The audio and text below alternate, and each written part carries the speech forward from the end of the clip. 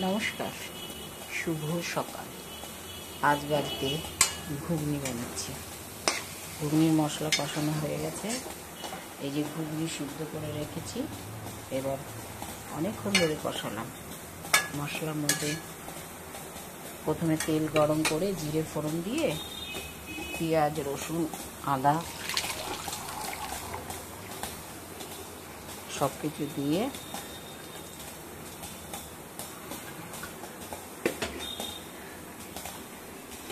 মশলাটা অনেকক্ষণ ধরে কষালাম।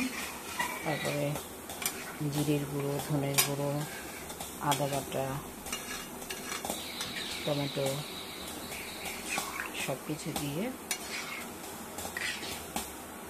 কষিয়ে তারপর কসুরি মেথি দিলাম।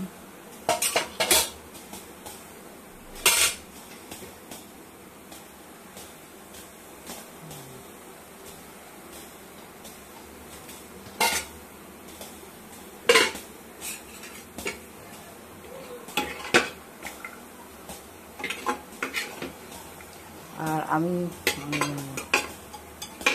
যখন সিদ্ধ করেছি মটরটা, তার মধ্যে একটু নুন, একটু লঙ্কার গুঁড়ো, একটু হলুদ দিয়ে সিদ্ধ করেছি। এতে খুব সুন্দর কালার হয়।